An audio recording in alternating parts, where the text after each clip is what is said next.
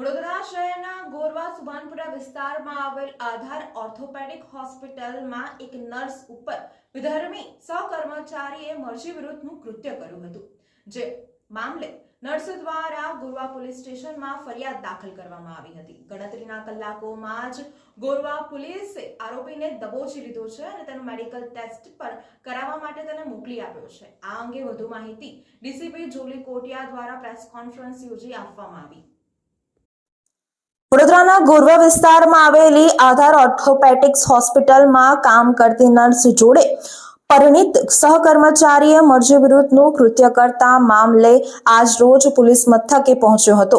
આ મામલે ગોરવા મથકમાં પોલીસ ફરિયાદ નોંધવામાં આવ્યા બાદ આરોપીને દબોચી લેવામાં આવ્યો છે।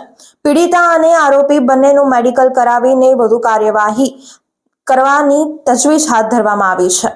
ગતરોજ હોસ્પિટલના ડોક્ટર્સ દ્વારા પીડિતાની ફરિયાદ પર ધ્યાન ના આપતા હોવાનો આરોપ પણ મૂકવામાં આવ્યા હતા, જેથી ઝીણવટભરી તપાસ શરૂ કરવામાં આવી છે।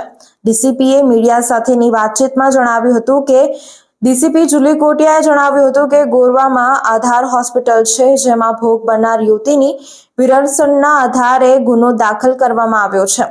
આ ઘટના 15 જાન્યુઆરીની છે।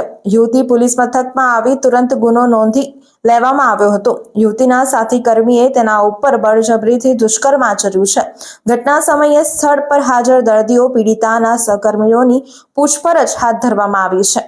પરિવારજનો અને તબીબીઓની પૂછપરછ પણ કરવામાં આવી રહી છે। સીસીટીવી કેમેરા મેળવી તેની તમામ ઝીણવટભરી તપાસ હાથ ધરવામાં આવશે।